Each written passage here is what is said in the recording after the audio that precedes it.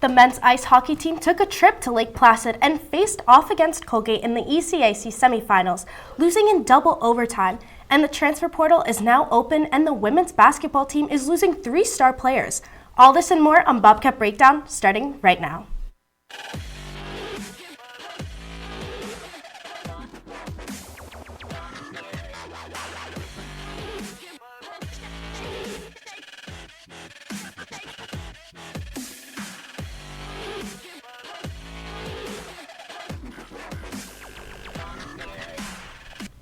Welcome to Bobcat Breakdown. I'm your host, Julia Barcello. Tonight, I'm joined alongside 2022 through 23 basketball beat reporter Beckett Calkins and fellow newscast producer Andrew Reynolds. How are you guys feeling tonight?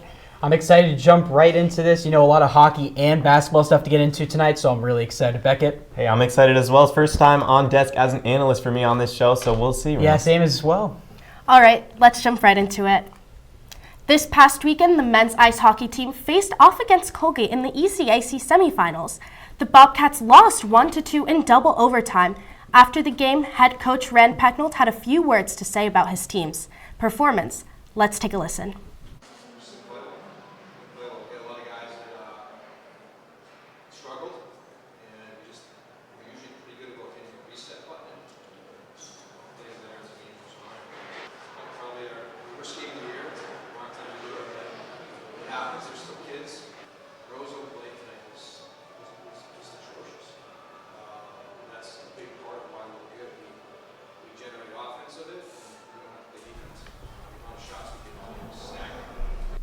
Andrew, you were at that game. After listening to Rand and watching it firsthand, what is one word that describes his team's performance? Yeah, kind of a bizarre word, but I'm going to say future. There's 3 reasons why I say future here. So when you look at, the first thing I think of is Colgate's future. This team has not been good in the past, but after the 2 games they had in the ECAC tournament, as well as the quarterfinal games that they had, you know, you see a 2-1 victory versus Quinnipiac in overtime, double overtime, should I say, and then a dominant performance against Harvard, a number 6 nationally ranked team, winning 3-2, and pretty much leading that game by 2 the majority of the game. I think that's one thing to say about the future for Colgate. And you also have to look at the keys to Quinnipiac's future as well. You have They're pretty I think that they're vulnerable going into the tournament after a loss to Colgate, and I think the teams should be that are in this tournament should watch Quinnipiac, how they kind of fell to Colgate in that game, what Colgate did to really put a lot of pressure on their defense and offense to limit their scoring and shooting chances. And also for the ECAC men's, you know, the women's ECAC has been really good in the past, and just this year, I mean, in the past years as well, you look at the ECAC men's conference, hasn't been good. And I think that with Colgate coming up there with a Cornell and Quinnipiac and Harvard, you know, I think that it's going to be a top 4 for those teams out there. Yeah, Reynolds, my word is cursed. Cursed. This Quinnipiac men's ice hockey team, they have not won an ECAC championship since 2016. There's been 6 champions from 5 different schools since Quinnipiac last won the ECAC. Quinnipiac, they've only finished below 3rd place in the ECAC in the regular season since then, one time. So they're constantly among the top teams in the conference, yet they can't get it done in the postseason. This team is cursed in the postseason, and something has to change. They've made 9 NCAA tournament appearances, including 8 in the last 10 years. They've made the national championship game twice, and they have not won one national championship in this span. I mean, this team is consistently a fantastic regular season team, but they cannot get it done in the postseason. This is a cursed team, Reynolds. Yeah, I agree. You know, Lake Placid, they have not performed in Lake Placid, especially in the ECAC playoffs. They lost to Harvard last year in the title game in overtime. I just think that this Quinnipiac team, like you said, I agree, it is cursed, and I think that they really need to turn up the tempo in order to win a championship in the NCAA tournament. All right, now digging deeper into this matchup versus Colgate, what do you think went wrong for the Bobcats? Beckett, start us off. You know, I'm going to say everything. Everything went wrong. Colgate had everything go their way. First off, it was a hot goalie. I mean, Geilander, he started off hot. He got even hotter as the game went on. 40 saves on 41 shots. That's significant. You know, the Bobcats, they were taking far too many perimeter shots in the first period. They shot 13 shots on goal. Reynolds, in that first period, only a handful were actually quality shots. They were also taking stupid penalties. There's Skylar Brindamore. He took a terrible penalty in the second period. That completely shifted the flow of game in that one. And come on, as one of the best hockey minds I know, Matthew Mugno, he called them the York Hill Boys line of Graf, Quillen, and Lipkin. They played like the Globetrotters out there, and it did not work. They were trying to be too flashy, and it just ended up being sloppy. They took irresponsible penalties, and most notably, start to double overtime. This was just everything went wrong for the Bobcats in this one. All right. I think I'm going to narrow this down. The offensive presence on this team was not there. You know, they only scored one goal in the entire tournament, and they only played one game, and that goal was a power play goal. This Quinnipiac team needs to, if they're going in the NCAA tournament, they need to score on goals that are not on the main advantage. You also have that they're not playing a full 60 minutes of hockey. This game was a total of 88 minutes and 50 seconds, and Quinnipiac, they lost the shot total in this first overtime and the second overtime. That is not good, especially if you're playing a unranked team like Colgate was at the time. That is not the way to go into the NCAA tournament and even the ECAC tournament trying to get that Whitelaw Cup. Yeah, I mean, I agree. I mean, they had poor puck management the entire game. The responsibility, it just wasn't there. And Captain Zach Metza, he even said that they couldn't find the reset button. This was a Quinnipiac team that kind of just fell apart in the postseason at the wrong time. Now, with the NCAA tournament starting this weekend, the Bobcats are set to face off against Merrimack. Looking ahead in the tournament, how far do you see the Bobcats going after all the slip-ups they've had? Andrew, let's take a look at your bracket. So for my bracket, I have for at least Quinnipiac, I think they're going to make it to the Frozen Four. I mean, they have a pretty fair, you have the pretty fair regional up and down in Bridgeport.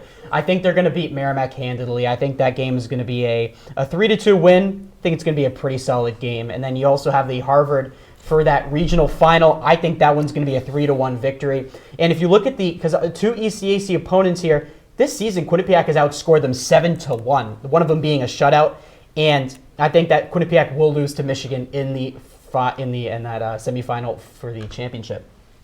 Yeah, Reynolds, I do agree with you that Quinnipiac, they will beat Merrimack, but I just don't think they get out of that regional. I think the Bobcats beat Merrimack and then lose to Ohio State in the regional final. I have Ohio State beating Harvard, which might be bold. And even if Harvard does defeat Ohio State, I know Harvard, they do have the most NHL-ready prospects probably in entire college hockey. Even if Harvard and Quinnipiac face off in that next round, Bobcats have beat Harvard twice this year, like you mentioned, but Harvard is 9-1 since the last time they played. Harvard is hitting their stride at a right time with a lot of pro-level players. That is not a team that the Bobcats or anyone else, even Merrimack, potentially want to face. That being said, I do think Ohio State in the Big Ten will take down Quinnipiac in the second round and will head on to the Frozen Four. All right, that Ohio State take is horrible. I'm sorry. You think that Ohio State's going to beat Harvard? I do. That is crazy. I mean, obviously, the Big Ten Conference, they have 6 out of 7 teams in the top 20 this year.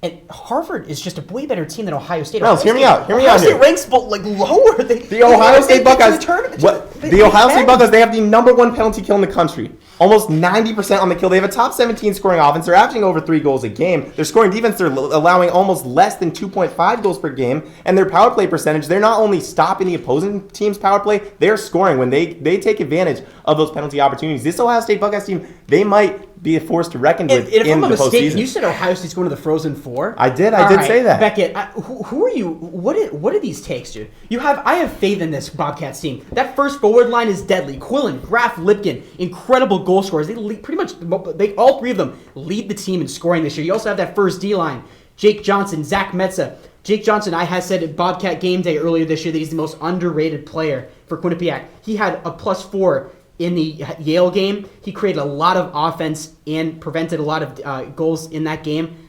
I just don't know how you can say that this Quinnipiac team is not going to beat an Ohio State team that is not competing in the Big Ten. I guess we'll just have to agree to disagree. I guess we do both so have you're going to Quinnipiac concede beating. there, so I'm right. You could take that one if you want. Good. All right, sticking on the ice, the women's ice hockey team played in the NCAA tournament last week. The Bobcats won against Penn State in triple overtime with 2 days to recover from such a close game. The Bobcats lost to Ohio State. Beckett, do you think triple overtime versus Penn State affected their game against Ohio State? I mean, I'm going to say a little bit. You know, they were in this game until about midway through the second period. That's when Ohio State, the women's team, not the men's team rounds, Ohio State, they did take over. I mean, they scored 5 goals in the final 2 periods. They outshot the Bobcats 34-11 during that stretch. I think fatigue played a role, but come on, running into a buzzsaw like the Ohio State Buckeyes, that's a tall task for anybody, with or without the 3 overtimes the game before. The Buckeyes outshot the Bobcats in the game 44-23, and then Ohio State went on. They steamrolled Northeastern 3-0 in the Frozen Four semifinals before eventually losing to a very, very good Wisconsin Badgers team 1-0 in the national championship.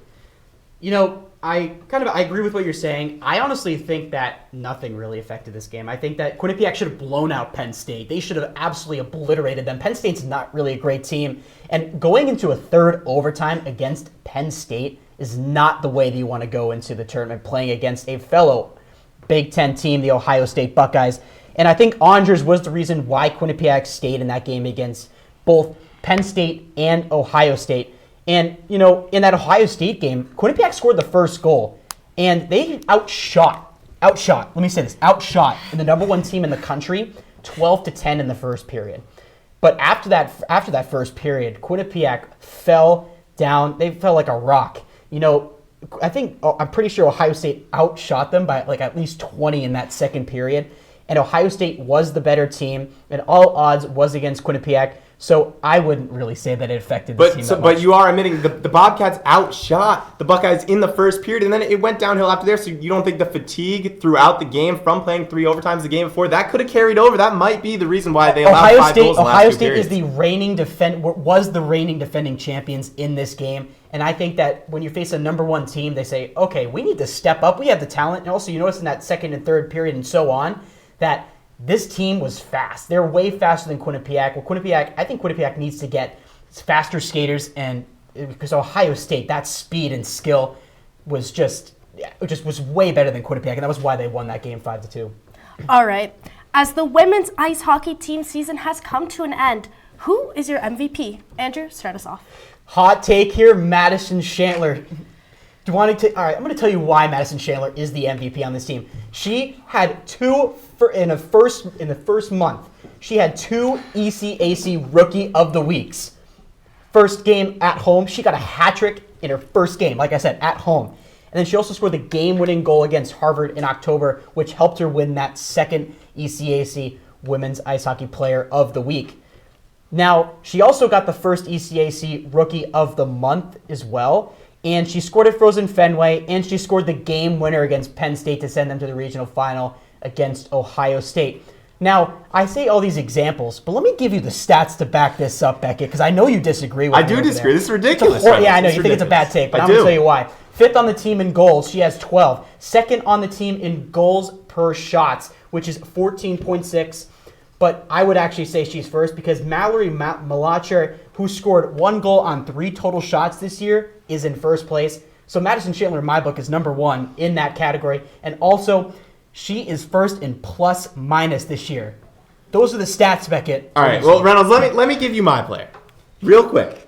Kate Riley, because I don't agree with your pick. I think the obvious pick, if you're going to go with the obvious pick, I think it's Olivia Mobley, who had 15 goals, 20 assists, led the team with 43 points on the year. But I think Kate Riley, she's a veteran leader. You cannot overshadow the impact of a good defensewoman that takes the pressure off of both the offense and the goaltender. She stepped up in big moments, scoring 2 game-tying goals this year, including the one against Penn State. That's huge. She had 3 blocked shots in that game as well. Finished the year with a career high 8 goals and 18 points. I think Kate Riley is clearly the MVP for this Bobcat squad. All right, well, it's time for our first break of the night, but don't go anywhere as we hit the court and wrap up the news, the men's and women's basketball season.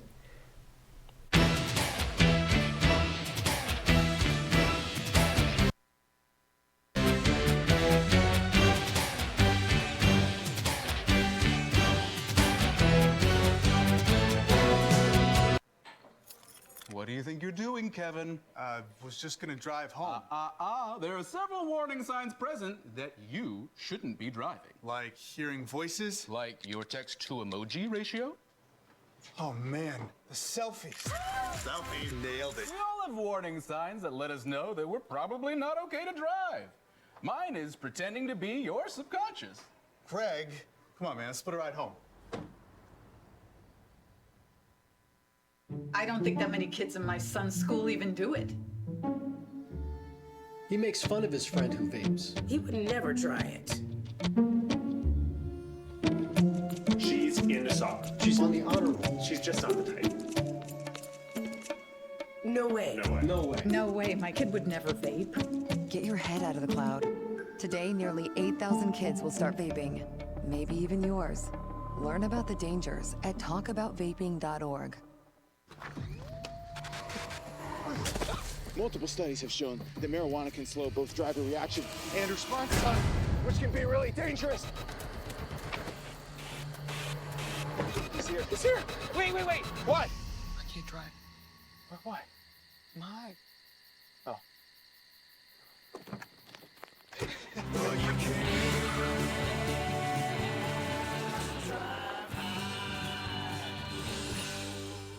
Type 2 diabetes can have a big impact on your life, but how can it be prevented?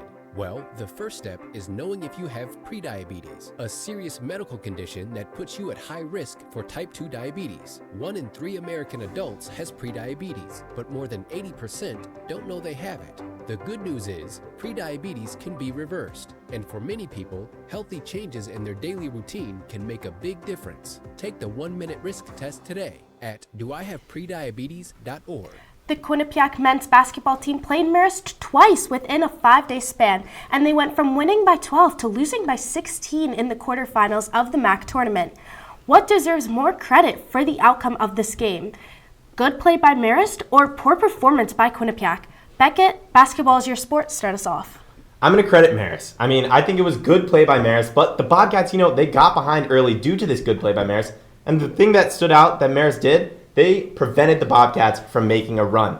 Marist has 2 fantastic players in Patrick Gardner, who had 22 points and 9 rebounds in this game, and then the guards have been killing Quinnipiac all team, and it was all year. And it was Isaiah Brickner that stepped up for the Red Foxes. He had substantial outside shooting. He scored 21 points and added 6 rebounds, 6 assists. Guards have killed Quinnipiac all year long, and the Bobcats struggled defending another one of them in this game. Marist was just firing on all cylinders. It's really hard to beat a team 3 times in 1 year. And the Bobcats, they previously beat Marist twice this season. I mean, I think Marist head coach John Dunn does a great job with his team. He's been known in the MAC for his ability to make adjustments and spring upsets as the lower seed in March. So that was another point that stood out to me. Marist, they were more prepared coming into this game. The Bobcats just didn't know how to handle it.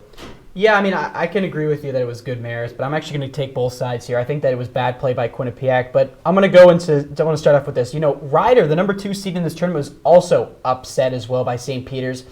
And, you kind of see this throughout the tournament, a bunch of upsets. But I also think bad Bobcats kind of comes into play here. A number 3 team in the conference should not lose by 16 to the number 11 team in the conference. That is embarrassing for the Bobcats. And you've seen it now. A lot of these players are going into the transfer portal. But I'm also going to connect Marist to this Colgate men's ice hockey team. They both came into the tournament as dark horses. I don't think anybody thought that both of them would go to the finals for their respective conference tournaments, but they did.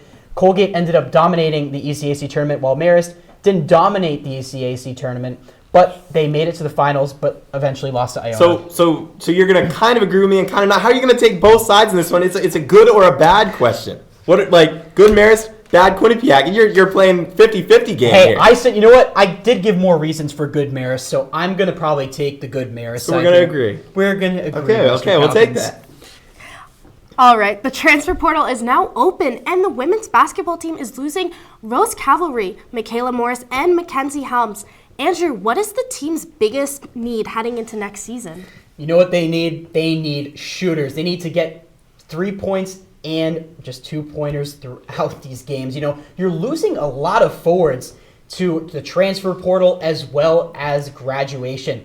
And the incoming recruits for this women's basketball team, Anna Foley is from Andover, Massachusetts, and she's the only forward in this recruiting class. She is 6'3", and she led her high school team, Andover High School in Massachusetts, to a perfect 26-0 record and a state championship this past weekend in Lowell at UMass's Lowell. And I mean, she's a great lefty three-point shooter as well. Watched a little bit of the tape before the show today, and I think she's going to create a lot of depth for this Quinnipiac women's basketball team. You also have Cassidy Thompson. She's a 6'9" guard from Jersey. Paige Girardi from New York. She's 5'9". She's a guard. Emma Carmen, she's from Jersey as well, 5'10". And she's the number 9 player in the New Jersey class of 23.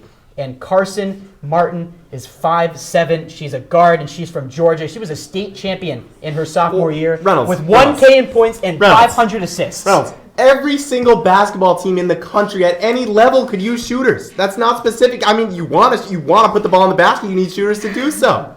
But here's what the Quinnipiac women's basketball team needs. They need a ball handler. They need a point guard. They need a distributor. You just mentioned they're losing Rose Caverly and Mackenzie Helms both to the transfer portal, and this was already a glaring weakness this year. I mean, we saw them struggle to break pressure in multiple games this season. None stood out more to me in the game against Niagara on February 23rd in Hampton. They committed 30 turnovers in that game. 30 turnovers, they hung around, but they eventually lost. That's unacceptable if you expect to win in the postseason, especially when the defensive intensity ramps up. Shooting percentages, I mean, come on. When you're losing players I just think that you need shooters in order to win games, and you're losing your top shooters on the team to the transfer portal and graduation. I agree. You need shooters. But ball handlers is great, but you win games by shooting, and they lost in the first round. But you need someone to get the ball across the court. First, if you're turning the ball over 30 times a game, you're not going to get these open shots. If you're on a team and you're going to shoot 30 more shots than me, it doesn't matter in percentage. You're going to make more. Luckily, okay, I'll take you here. They have 4 guards in this incoming freshman class. That's going to help them. But I've said this 1,000 times. They need shooters. They are not. They lost in the first round of the MAC tournament. They were favored to go very far. Give me a shooting ball handler, and I'll agree with you. All right, there we go. All right. Well, this is going to be an interesting response from both of you. But now that men and women's basketball seasons have come to an end, what is your starting 5? Beckett, let's take a look. Well, I went with the backcourt from the men's team. Desi Jones, who just entered the transfer portal, but I mean, he's a fantastic player. 12.5 points per game this year, 3.8 assists, and he is Irish Spring green from 3. Unbelievable. And I put him alongside Matt Blanc, who just announced he's returning.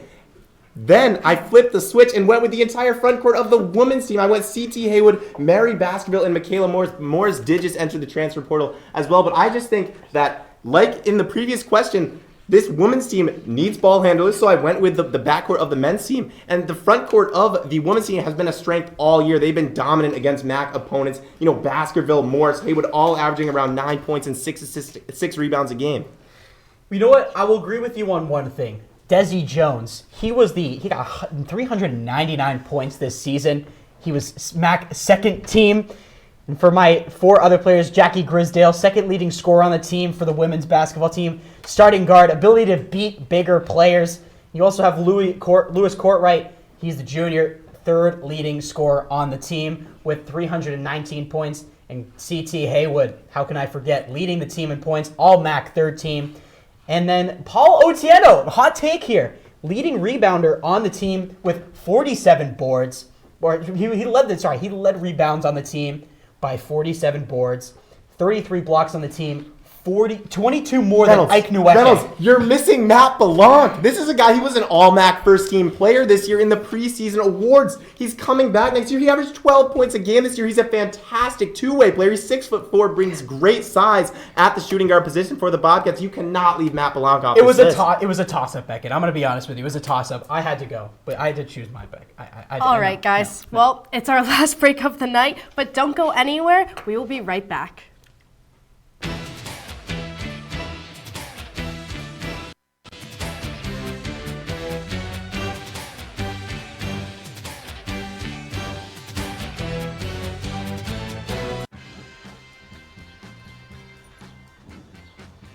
When we adopt a shelter pet, we discover they're a unique mix of all kinds of things. Come on, Drew, spot on this last one. There it is.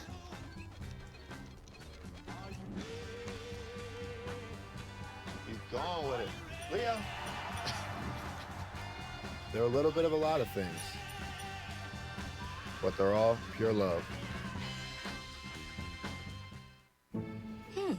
Maybe you can make retirement happen. After all, you made home ownership happen. Homeschooling yourself on loans, beefing up your credit score. So I'm pre-approved. You were like, yes! Sorry. Color coding listings, ticking boxes, and flushing every toilet in a 20-mile radius. Home sweet home. You aced house hunting. Now get the tips you need to get on track at aceyourretirement.org.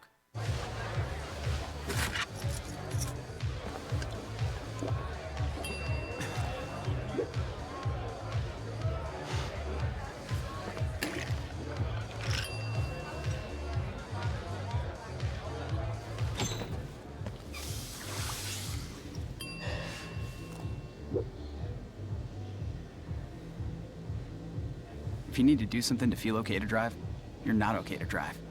Don't drive buzzed. Meet the scan, a simple procedure whose mission is to detect lung cancer early.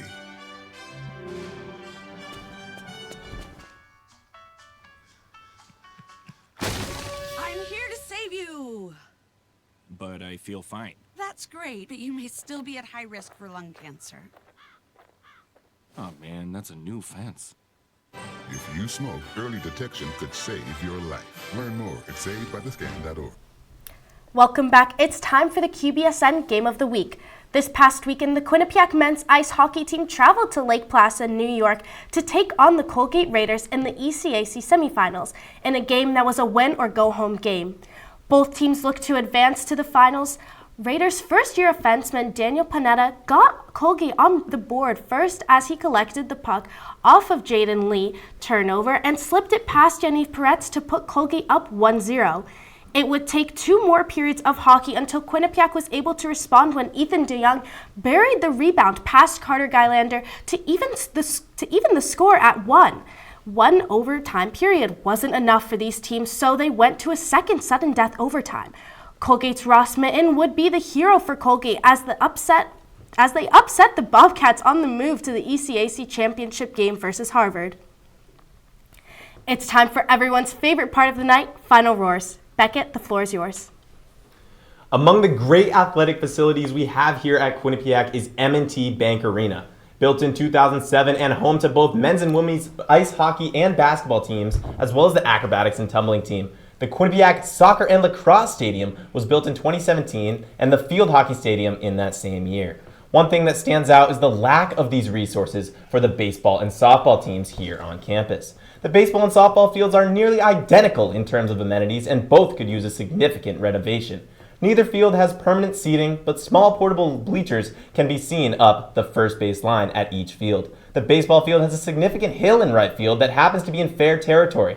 This gives outfielders a significant added difficulty when fielding fly balls hit out to right. The baseball and softball teams have also not had as much success as many of the other athletic programs at Quinnipiac over the last few years. It is almost guaranteed that if these programs got an upgrade in their facilities, they would be more competitive. The Quinnipiac Baseball Booster Club has started a fundraiser called Project Omaha, with a goal of raising $15 million for a brand new baseball and softball stadium. Even though this comes with a hefty price tag, it has been shown that schools need to invest in their athletic programs in order for them to become truly successful. When you think of collegiate sports, most think of the loud and rowdy arenas at basketball and stadiums at football games. Although here at Quinnipiac we lack a football team, we do have a basketball team, yet they are not a nationally ranked program compared to the likes of UConn, Duke, and even Kansas. Now, Quinnipiac does have 2 nationally ranked teams, the Bobcats, the hockey teams, every year, top 10 national contenders. The M&T Bank Arena is rarely packed for any of these games. Men's hockey sells out every game, but the seats are never at max capacity. Now, comparing it to the women's, there is never a sold-out game, and throughout the year, they were a top 10 team, at one point reaching number 2. My question is, why is a number 2 hockey program not selling out in a very hockey-loving region like New England? Not to add that 3 fall sports teams won the MAC and made the national tournament this year. Yet there was little talk about it on campus. Remember, the men's basketball team versus Fairfield in February, the Quinnipiac Barstool and Quinnipiac Athletics came together to promote this game and pack the stands. The first step to bringing more attention to these games are giveaways and promotions with big companies to improve the student experience. While I am a news girl at heart, covering sports is always a good time. Dipping your toes into different media departments leads to so much.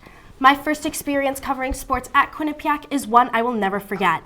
I had the opportunity to cover the Yale versus Quinnipiac hockey game back in February. Interviewing fans put me in the center of the adrenaline rush and the spirited crowd, a remarkable atmosphere.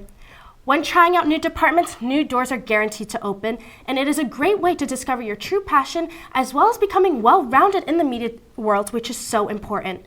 I'm so thankful I had the opportunity to host tonight's show and talk about sports. As we wrap up tonight's program, be sure to stay connected with us online at q30tv.com and on social media at Q30Sports. For our producers and amazing technical staff, I'm Julia Barcello alongside Andrew Reynolds and Beckett Calkins. See you next time on Bobcat Breakdown.